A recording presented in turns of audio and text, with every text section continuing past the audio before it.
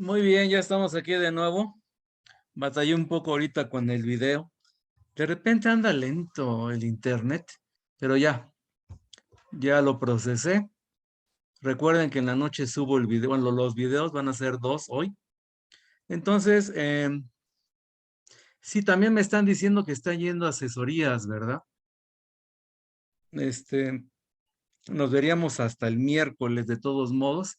El miércoles sí nos vemos y a lo mejor hasta el jueves para emparejarnos, pero yo les confirmaría el miércoles. Eh, si van a tener asesorías, me avisan nada más, porfa, ¿no? Ahí me dicen, porque por ejemplo hace rato tuve otro grupo y entró la mitad de los que siempre entran y pregunté y me dijeron que habían ido asesorías a la prepa. Yo voy a seguir dando en línea. Mientras no nos llegan oficialmente, yo no regreso a la prepa todavía. Ahorita estoy yendo algunos maestros, nada más. Y bueno, entonces vámonos. Comparto. Sonido primero. Y aquí está la tarea 9. Les digo, no sé, los demás grupos me mandaron resúmenes de estos videos del agua que yo no les pedí, pero bueno, vamos a aprovechar el Día Mundial del Agua, vamos a ver y vamos a ver el de cómo funciona una central nuclear. Este español es muy bueno, es un físico famosón, youtuber, y siempre publica cosas agradables. Corre video. Es impresionante lo frágil que parece la existencia de vida, y no hablo solo de la vida humana, hablo de cualquier tipo de vida. Y es que si la constante de la gravedad fuera un poquito menor o un poquito mayor, si la constante de Planck fuera diferente, si la masa de los electrones no fuera la que es, podríamos estar el día entero hablando de ello. Pero tampoco hace falta irse muy lejos para apreciar hasta qué punto la vida parece un milagro. Pues sí, hoy vamos a hablar de una característica muy peculiar del agua.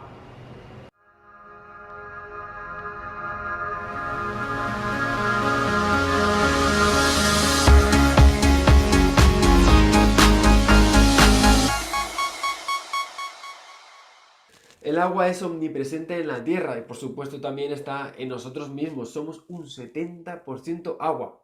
Por supuesto también en todo lo que comemos. De hecho, parece ser un requisito indispensable para encontrar vida. Tanto que hoy lo consideramos necesario, tanto por sus propiedades químicas como por su abundancia relativa. El universo está plagado de agua por todas partes y es que es una molécula muy simple formada por dos elementos muy comunes, el hidrógeno y el oxígeno. Pero hay una propiedad del agua que parece única, increíble, casi un accidente, un milagro, sin la cual la vida no sería posible en la Tierra. Les hablo de su densidad. Todos sabemos que los estados de la materia más comunes en la Tierra son sólido, líquido y gas. Estados de la materia que se caracterizan por las condiciones de temperatura y presión a la que se encuentra la materia. En los gases, los átomos o las moléculas se encuentran muy libres, pudiéndose mover sin ataduras. En los líquidos, las ligaduras son mayores, haciendo que empiecen a aparecer atracciones mutuas. Mientras que en los sólidos, las interacciones son tan intensas que se llegan a formar estructuras sólidas. Los átomos o moléculas aparecen en posiciones fijas. Muy bien, así que gas, líquido y sólido. Esto hace que para una determinada sustancia el estado gaseoso sea menos denso que el estado líquido, a su vez menos denso que su estado sólido. Por esto es lógico que una barra de hierro se hunda en un vaso de hierro fundido, una barra de aluminio se hunda en un vaso de aluminio fundido o un pedazo de mercurio sólido se hunda en un vaso de mercurio fundido. Y sin embargo,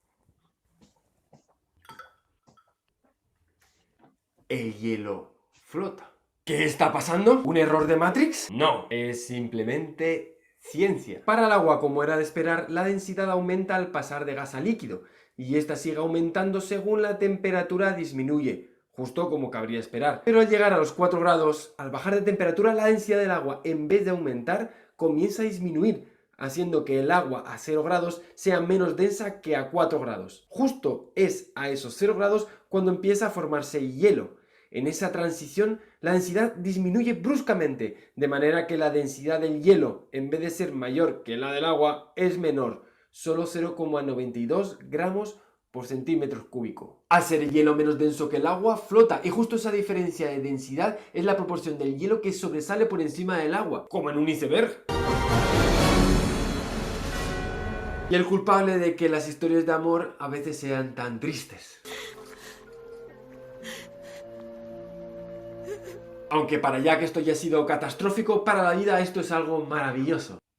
En zonas polares, en invierno, el agua de la superficie se enfría hasta congelarse. Al convertirse en hielo, en vez de hundirse, se mantiene a flote, generando una capa de hielo superficial. Esto es genial porque la vida marina puede resistirse bajo esta capa de hielo a la espera de la llegada del verano, cuando este hielo se funde, completando el ciclo que continúa una y otra vez. De no ser así, la capa de hielo que se forma en invierno caería hasta el fondo del océano, donde nunca alcanzarían los rayos del sol hasta el punto de derretirlo, generando capa tras capa, haciendo que todo el agua de este planeta estuviera en estado congelado con una finísima capa de agua líquida, imposibilitando la vida en la Tierra. Todo esto está muy bien, pero cabe preguntarse, ¿cuál es el motivo de esta anomalía tan propicia? Parece que la molécula de agua en estado sólido, el hielo, presenta una estructura sólida donde hay huequecillos entre las moléculas. Al pasar a estado líquido, aumentan las vibraciones, lo que haría que generalmente disminuyera la densidad. Sin embargo, esta movilidad de las moléculas permite que se rellenen estos huequecillos, aumentando la densidad y con ello generando esta maravillosa anomalía. Es decir, en el agua líquida las moléculas se acoplan mejor rellenando estos huequecillos y haciendo que la densidad aumente. Hoy, 22 de marzo, las Naciones Unidas celebran el Día Mundial del Agua y este año ponen su foco en el tratamiento de las aguas residuales. Parece que el 80% de las aguas residuales de este planeta se devuelven al medio ambiente sin ningún tipo de tratamiento, lo cual supone un grandísimo riesgo para la salud y un problema ambiental global para toda la humanidad, para todos nosotros. Pues mis amigos de la Fundación Aquae y yo, para concienciarnos todos juntos de la magnitud de este problema, les vamos a lanzar un reto científico, a ver si son capaces de solucionarlo. Quiero que usando la física me digan qué porcentaje de un iceberg sale por encima del agua y qué porcentaje se mantiene debajo, usando la física. A ver si son capaces de obtener ese porcentaje y explicar cómo lo calculan. La solución a este reto estará en la página de la Fundación Aquae, que voy a dejar aquí abajo en la descripción de este vídeo. Y a ver si alguno se anima también a explicarme la teoría física del Water Challenge. Me despido recordándoles que aún están a tiempo de participar en el concurso Ciencia Clip, con el cual pueden ganar un viaje al CERN conmigo. Solo tienen que presentar un vídeo hablando de ciencia. Les dejo toda la información aquí abajo en descripción. Que pueden hacerse con mi libro, El bosón de Higgs no te va a hacer la Bueno, eso cama ya de es cualquier... publicidad, ya. Ok, bueno, y ahora sí, aquí viene un video en donde el mismo físico explica cómo funciona una central nuclear. Es muy ameno este señor, me gustan sus videos.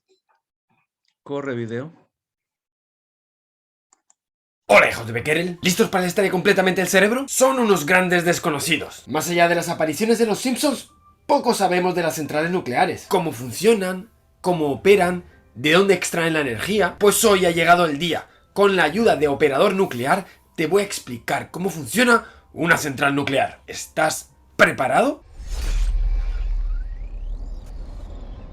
Todo empieza en 1934, con un gran personaje, Enrico Fermi. Ese año Fermi lanza un haz de neutrones contra una muestra de uranio con la idea de obtener elementos más pesados. Pero sus resultados fueron confusos. Algo extraño estaba ahí pasando. Años más tarde, Otto Hahn y Lise Meitner repitieron el experimento y lo estudiaron a fondo. En sus estudios parecía estar apareciendo bario en la muestra. Pero esto no podía ser, el bario era un elemento que tenía 36 nucleones menos que el uranio.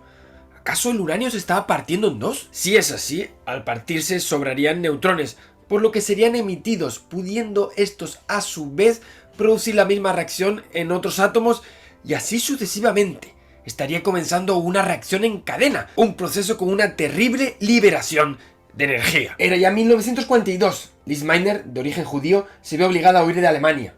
Consigo la clave para la destrucción masiva. El mundo ya no volvería a ser el mismo. Una historia estremecedora que desencadenó poco después el lanzamiento de las primeras bombas nucleares en Hiroshima y Nagasaki. Y tras la Guerra Mundial y la Guerra Fría llegaría una forma pacífica de usar toda esa energía que está contenida en el núcleo. Son las centrales nucleares que hoy llevan energía, electricidad a millones de casas de todo el mundo. Pero para entender bien toda esta vaina, mejor empecemos por el principio. Un principio que seguro que te suena. Un átomo está formado por un núcleo de carga positiva y electrones orbitando alrededor de carga negativa. Y dentro, en el núcleo, ocurren cosas muy interesantes. Allí tenemos nucleones, protones y neutrones, con un curioso cóctel de fuerzas, la electromagnética que tiende a separarlos y la fuerza fuerte que tiende a unirlos. Este cóctel de fuerzas es bueno para el átomo. De hecho, cuantos más elementos, mejor. Están más a gusto dos protones junto con dos neutrones en el helio que por separado, formando dos átomos de deuterio. Este está más a gusto en fisiquil, que es el idioma que hablamos los físicos, significa tener menos energía. Y para dar cuenta de esto, usamos la magnitud conocida como energía por nucleón. Pues bien, se comprueba que según ponemos más protones y neutrones en el núcleo, y por lo tanto vamos subiendo por la tabla periódica, los núcleos están más y más a gusto. O lo que es lo mismo, su energía por nucleón es menor. Esto seguro que alguna vez en tu vida lo has vivido. Es más o menos lo mismo que pasa cuando compartes piso. Si yo y mi novia vivimos separados, igual pagamos cada uno 600 euros por el piso. Al mudarnos necesitamos una casa mayor e igual pagamos más por el piso, unos 1000 euros. Pero es menor que la suma, ahorramos 200 euros. Si ahora nos juntamos con otra pareja porque somos así de cochinos, pues la casa será mayor. Pagaremos más por la casa, quizás 1500 euros. Pero menos que si viviéramos los cuatro por separado. Pagaríamos en total 2.400 euros. De igual manera, la energía por nucleón baja según pasamos del hidrógeno al helio, del helio al litio, del litio al berilio, del berilio al boro, y así sucesivamente. ¿Hasta el fin de los tiempos? Pues no. Los núcleos, al igual que las casas, tienen un límite. Llega un momento en la historia de las casas que el siguiente en llegar, en vez de generar un ahorro, genera un gasto extra. Ya no compensa tener una persona más en esa casa. Esto pasa en los núcleos a partir del átomo con número atómico 26, es decir, 26 electrones y 26 protones. Hablamos del hierro, el elemento más eficiente y por lo tanto más estable del universo. El elemento hierro es el que tiene una menor energía por nucleón y por lo tanto es el átomo donde los nucleones están mejor comprimidos. Es el más eficiente, el que menos gasta, donde todos están más cómodos. Es decir, todos los átomos quieren ser como el hierro. ¿Y qué ocurre más allá del hierro? Pues sigue habiendo elementos más pesados, donde sus nucleones están menos a gusto. Esto se puede ver en esta famosa curva que muestra la energía por nucleón para 240 elementos de la tabla periódica, desde el hidrógeno hasta el uranio. Que no les engañe esa forma de curva donde parece que el punto máximo es el del hierro.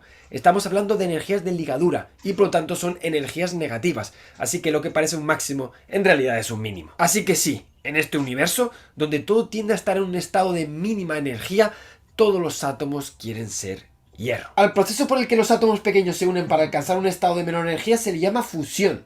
La ruptura de átomos para buscar la estabilidad se le llama fisión. Son dos mecanismos que operan en el universo para hallar esa ansiada estabilidad, la energía mínima. En la fusión partimos de dos átomos pequeños que se unen para dar uno mayor más energía.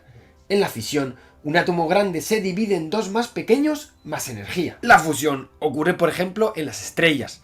Dos átomos muy pequeños, como hidrógeno, se unen, se fusionan para generar uno mayor. Por ejemplo, el helio, un proceso que produce energía. Es esto lo que vemos en el Sol, el brillo del Sol. Mientras que la fisión es un proceso que se da, por ejemplo, en la radioactividad. En ambos casos la energía liberada es enorme. Mientras que la energía de ligadura de los electrones, la que se maneja típicamente en las reacciones químicas, es del orden de los electrones-voltio, la energía de ligadura de los nucleones, la típica de las reacciones nucleares, es millones de veces mayor. Hablamos de megaelectronvoltios. ¿Qué dirás? Pues vaya mierda. Aunque megaelectronvoltio suena como una cosa terrible, en realidad un megaelectronvoltio es algo así como 10 elevado a menos 16 julios. Una nadería, una birria, una porquería, un nada. Pero ahora piensa que esa es la energía que libera un átomo, un simple átomo.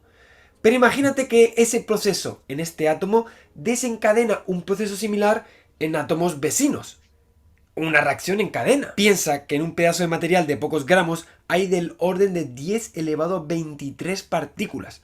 Por lo que esa energía tan chiquitita en un átomo, al expandirse por millones y millones de trillones de millones de átomos, queda una energía tremenda. Hablamos de millones de julios. Es esta la potencia de las bombas atómicas y de las centrales nucleares. Esto es precisamente lo que observaron Otto Hahn y Lise Meitner, quienes se dieron cuenta de la gran capacidad de generación de potencia de este proceso. Y ellos trabajaron precisamente en esta forma de energía, la fisión, que es la que se da en las centrales nucleares actuales. Pues para poder obtener energía de este proceso de fisión se necesitan dos cosas. Por un lado, material fisionable. Por otro, una manera de que este proceso se mantenga. Una reacción en cadena. El material fisionable por excelencia es el uranio 235. Esto es lo que observó Fermi. Al contrario de lo que ocurre con otros elementos que se desintegran alfa o beta, el uranio 235 se parte en dos, lo cual libera gran cantidad de energía. Fermi obtuvo esta reacción al enviar los recientemente descubiertos neutrones contra núcleos de uranio. Los neutrones, al no tener carga eléctrica, penetran con facilidad en el núcleo, creando un desastre. La fisión. Esto es un resultado muy interesante. Un material como el uranio se fisiona cuando recibe neutrones. Pero la pregunta es, ¿cómo conseguimos una reacción en cadena? Lise Meitner tenía la clave. La fisión del uranio por la llegada de un neutrón da lugar a dos átomos menores, energía y tres neutrones. Son estos nuevos neutrones los que pueden fisionar a su vez otros átomos, que liberarán más neutrones, en una escalada exponencial de energía. Si esta escalada es descontrolada, tenemos una bomba. Pero si está controlada, voilà, lo tenemos. Una central nuclear. Ya solo falta conocer dos pequeños detalles. El primero es que el uranio 235, que es el material fisionable, es un elemento muy raro. Mucho común es su hermano mayor, el uranio 238. En una piedra de uranio, el 99,3% de él es uranio 238, el no fisionable. Por eso el uranio natural, el que se puede extraer de una mina, no es útil para llevar a cabo este tipo de reacciones, como materia prima de una central nuclear. Necesitamos enriquecerlo, aumentar la proporción de uranio 235. El enriquecimiento básicamente consiste en aumentar la proporción de uranio 235, el fisionable. Para ramas nucleares, el enriquecimiento de uranio lleva a una concentración de más del 90% de uranio 235. Para aplicaciones de energía, basta con entre un 2 y un 5%. Este bajo enriquecimiento del uranio que se utiliza en centrales nucleares también nos garantiza que la cosa no se va a desmadrar, que no se va a disparar, que no vamos a convertir la central nuclear en una bomba. El segundo detalle proviene de la observación de que los neutrones, cuando iban más lentos, tenían más capacidad de fisionar los átomos. Por lo tanto, era fundamental detener estos neutrones. Para ello se hace uso de lo que se conoce como un moderador, un medio que lo que hace es robar energía a los neutrones para que se ralenticen, se detengan, se enfríen. Moderadores como el agua o el grafito. Pues ya tenemos todos los elementos teóricos para entender cómo funciona una central nuclear y la extracción de energía a partir de los núcleos atómicos. Pero ¿cómo se hace en la práctica? Nos lo va a contar una persona que seguro que ya conocen. Él es ingeniero con licencia de supervisión en una central nuclear en España. Un experto que trabaja precisamente en una central nuclear y nos va a contar cómo funciona.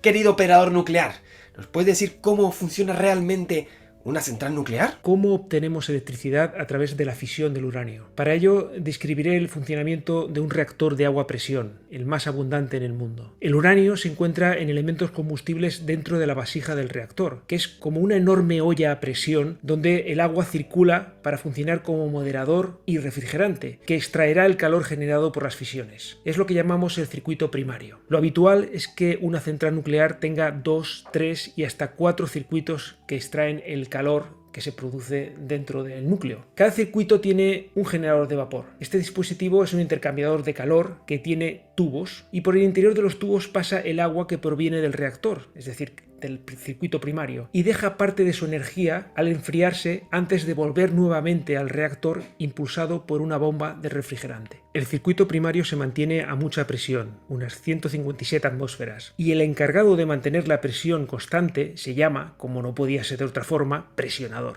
La parte inferior del presionador es líquida y tiene unas resistencias que permiten aumentar la presión, resistencias eléctricas, por supuesto. La parte superior es vapor y tiene unas duchas para disminuir disminuir la presión. Volvamos al generador de vapor. ¿Por qué se enfría el agua del primario al pasar por el generador de vapor? Precisamente porque el exterior de los tubos también hay agua, pero a menor temperatura, que proviene del circuito secundario. Luego veremos cómo hacemos llegar ese agua. Al entrar el agua del circuito secundario en el generador de vapor, entra en contacto con los tubos que están muy calientes, porque hemos dicho que de dentro pasa el agua del circuito primario, y ese agua se convierte en vapor. El vapor se traslada hacia unas turbinas y sirve para impulsarlas a una gran velocidad, aproximadamente unas 1500 revoluciones por minuto. Las turbinas están conectadas a un generador eléctrico, también llamado alternador, que es un enorme equipo del tamaño de un autobús que al girar genera una enorme cantidad de energía eléctrica. Esta energía se traslada a unos transformadores que sirven para aumentar la tensión hasta la adecuada para ser transportada hasta los lugares de consumo a través de las líneas de alta tensión. ¿Pero qué ha pasado con el vapor que ha movido la turbina? Ese vapor ha perdido energía y cae en un gran depósito que se llama condensador. El nombre evidentemente no es casual, precisamente se llama así porque el vapor se condensa, es decir,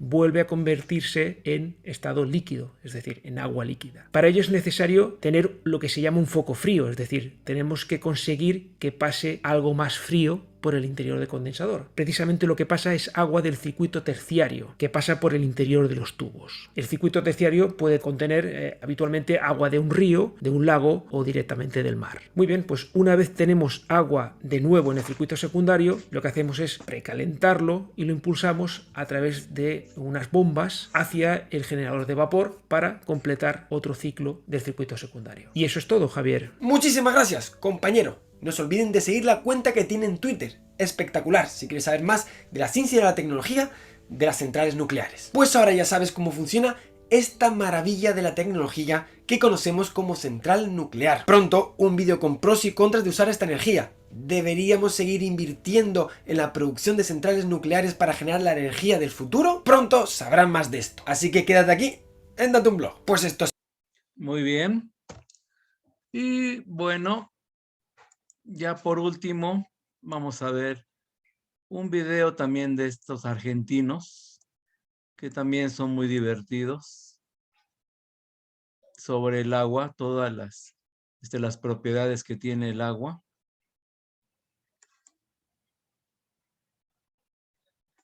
Proyecto G, cuarta temporada.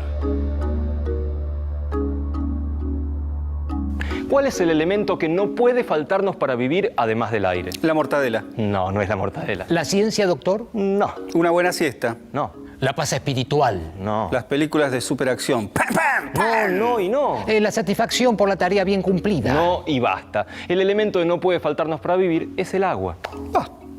Puede ser. Yo igual tomo gaseosas, a veces alguna sodita. Bueno, lo que yo les quería decir es que el agua es un compuesto muy común y abundante en nuestro planeta, pero sus propiedades físicas y químicas son fuera de lo común, lo que convierten al agua en un elemento único. La ciencia del agua. La primera propiedad que vamos a demostrar es la polaridad del agua.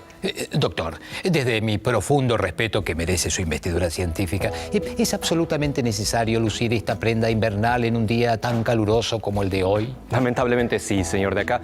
Le pido que tome cualquiera de estos objetos plásticos y los frote contra su pullover hasta que se carguen de estática. Se va a dar cuenta porque las fibras de la prenda van a comenzar a pararse. Usted, señor de allá, por favor, vierta agua en el recipiente superior. Sí, cómo no.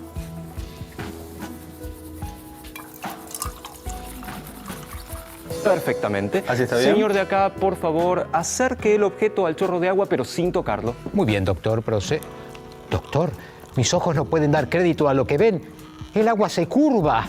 Efectivamente. Cosa mandinga. Como bien dicen los señores, el agua se dobla. Esto ocurre porque el agua es una molécula polar. ¿Polar del polo norte o del polo sur? No. Lo que estamos diciendo es que el agua, como todo el mundo sabe, es una molécula formada por dos átomos de hidrógeno y uno de oxígeno.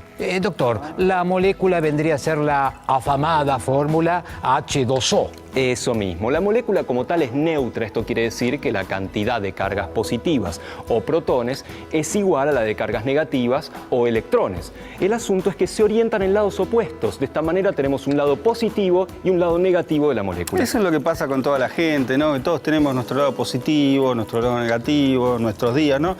Debe ser porque estamos hechos de agua, ¿no? No. Esto es lo que hace que la molécula sea polar. Pueden, por supuesto, tomar cualquiera de estos objetos, frotarlos contra el pullover o contra el pelo y acercarlo al chorro de agua. ¿Puedo con este? ¿Cómo no?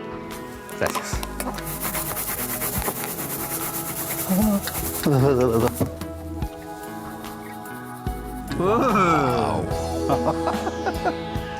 Lo que sí es un enchatecito, ¿no? Doctor, ¿qué el agua se curva Epa. cuando uno presenta un objeto Epa. cargado?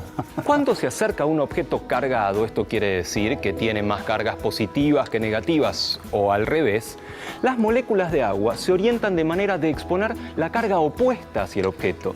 De esta manera, el agua se curva para acercar su polo opuesto al objeto cargado. Doctor, una pregunta más. Sí, ¿cómo no? ¿Ya me puedo sacar el suéter? Por supuesto. ¡Ah! Cosa mandinga esto, ¿eh? Tómala vos. Dámela a mí. Otra propiedad importante del agua es su gran capacidad calorífica. Esto quiere decir que una pequeña cantidad de agua puede absorber mucho calor en comparación con otros líquidos. Doctor, quería pedirle mis sinceras disculpas debido a que no he podido conseguir globos todos del mismo color.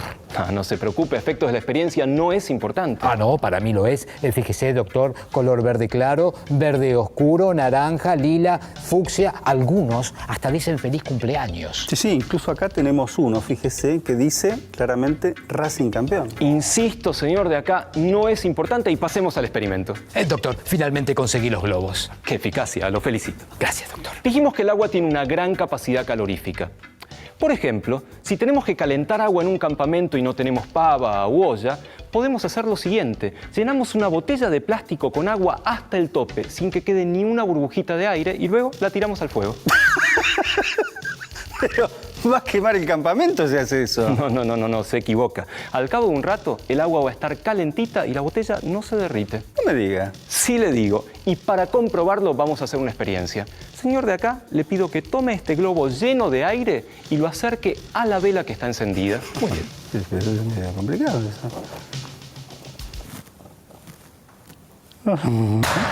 ¡Ay, hombre! Tenga cuidado, va a matar a alguien así. Es que me sorprendió esta experiencia. No hay problema. El calor de la vela derritió al látex y el globo explotó.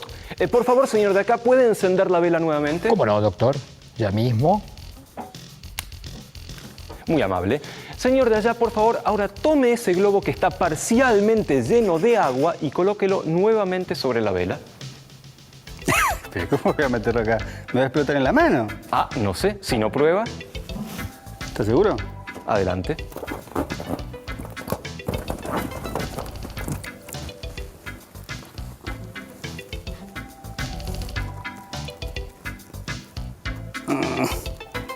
¿Y doctor, voy bien así? Perfectamente. ¿Qué me dicen? Es que no revienta, esto es cosa mandinga, ¿eh? Pero por favor, ¿puede dejar de repetir a cada rato cosa de mandinga? Como dijimos, el agua tiene una gran capacidad calorífica. De esta manera, absorbe el calor de la vela y evita que el látex se derrita. Cosa de mandinga, ¿eh? Les propongo un reto.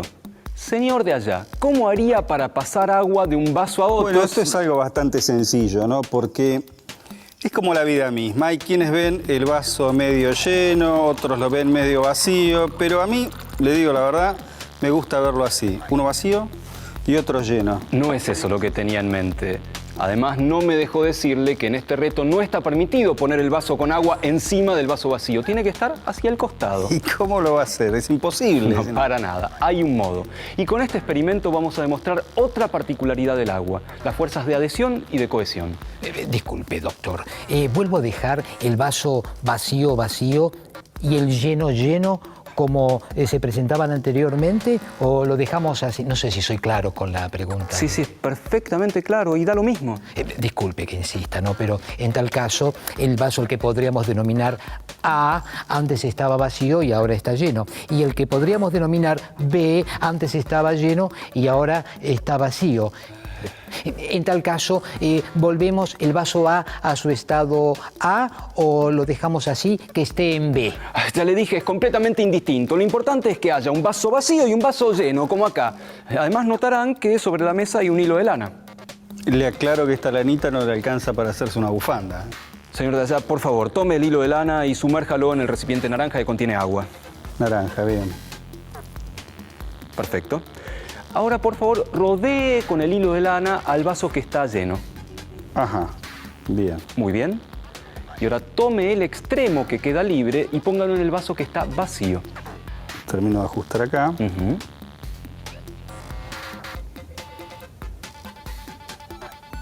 Así es. Perfecto. Ahora bien. levante el vaso lleno, inclínelo ligeramente con cuidado de manera que el agua se deslice por la lana. ¡Wow! Cosa de mandinga. Perdón.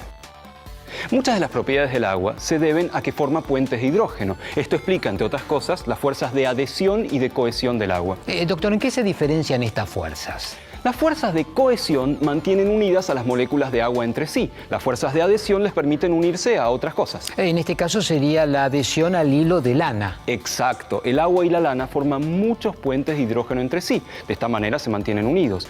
Pero el agua también forma puentes de hidrógeno con más agua. Entonces, por un lado, el agua se mantiene unida a la lana y por otro lado se mantiene unida a más agua. Y así podemos pasar agua de un vaso al otro. Exacto. ¡Cosa de mandinga! Increíble. Algunas de las características más sorprendentes del agua tienen que ver con la temperatura. Una de ellas es que a temperatura ambiente el agua se encuentra en estado líquido, mientras que sus componentes, el hidrógeno y el oxígeno, a temperatura ambiente se encuentran en estado gaseoso cuando están por separado. ¿Cosa de mandinga? Sí, cosa de mandinga. También sabemos que cuando una sustancia se calienta, las moléculas que la componen tienden a moverse más rápido y ocupan más espacio, lo que se traduce en que la sustancia se dilate y tenga más volumen. Doctor, entonces cuando algo se enfría, las moléculas tienden a moverse más lentamente y la sustancia se achica. Efectivamente, pero el agua no cumple con esta regla. Cuando el agua se enfría a menos de 4 grados centígrados, las fuerzas de atracción son tan grandes que tienden a formarse puentes de hidrógeno superdireccionados, lo que hace que las moléculas tiendan a alejarse entre sí. Entonces cuando las moléculas tienden a separarse, aumenta el volumen del agua. Efectivamente. Cuando disminuye la temperatura por debajo de 4 grados, el agua ocupa más lugar que cuando está caliente. Y esto se mantiene cuando el agua se sigue enfriando hasta el estado sólido. El hielo ocupa más lugar que el agua líquida equivalente. Se dice que el hielo tiene una estructura abierta, es menos denso y por eso flota. Y para demostrarlo haremos una experiencia. No, vamos a hacer una experiencia, pero para demostrar una curiosidad. Señor de acá, por favor, tome ese recipiente y colóquelo en el centro del hielo. ¿Cómo no, doctor? Procedo. A continuación, señor de allá, por favor, coloque una buena cantidad de sal sobre el hielo, cuidando que no caiga dentro del vaso. Sí, cómo no, doctor. Muy bien.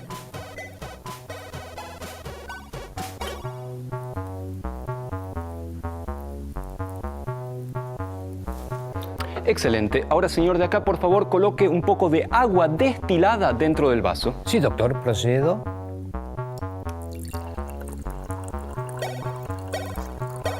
Muy bien. Señor de allá, por favor, coloque el sensor de temperatura dentro del vaso. El sensor. El termómetro, quiere decir. El sensor de temperatura, sí. Sensor de temperatura. Perfectamente. Ahí está. Doctor, sí, ¿algo más? ¿Está todo bien? No, está todo perfecto, sí, todo muy bien. No, digo, como no nos dio ninguna otra indicación. Claro, no, es que olvidé decirles que hay que esperar 15 minutos. Pero hubiera avisado. Bueno, ahora podemos esperar un poquito más tranquilos, ¿no? ¿Trajo una revista? ¿Sí?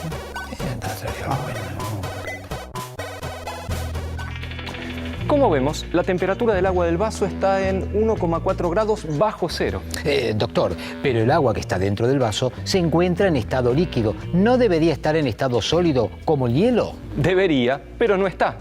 Ahora, señor de allá, le pido de por favor retire el vaso del recipiente con hielo con mucho cuidado, sin agitarlo demasiado, y lo apoye sobre la mesa. ¿El sensor de temperatura queda ahí o lo retiro también? Déjelo puesto. Muy bien. Perfectamente. Ahora, señor de acá, le pido que tome un cubito de hielo y lo deje en el agua.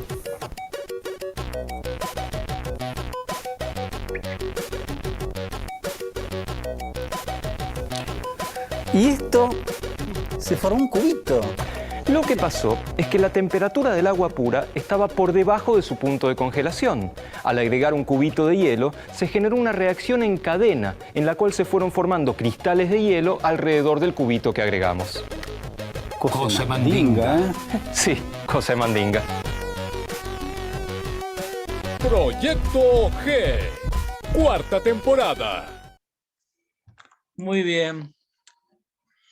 Ok, jóvenes, pues esos son los videos que faltaban de ver aquí de la tarea 9.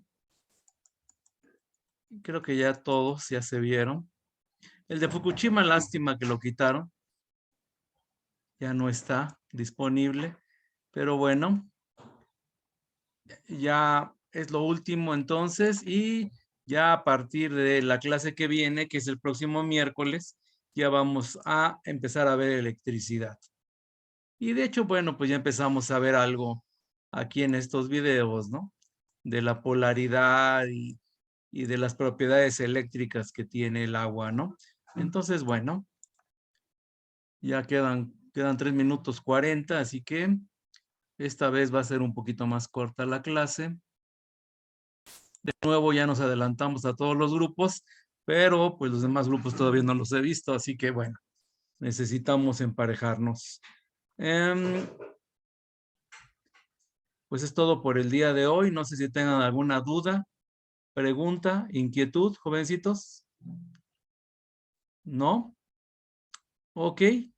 Entonces, recuerden que ya todo esto ya es parte de la tarea número 10. Ya califiqué las tareas, ya todo el mundo sabe lo que sacó. Y algo más les iba a comentar. Bueno, esta semana ya es normal completamente. Y mientras no haya más medidas, seguiremos en línea. Aunque bueno, están diciendo que a lo mejor sí regresamos pronto, ¿no? Pero bueno, hay que esperar instrucciones. Bueno, jovencitos, nos vemos el miércoles. Hasta luego.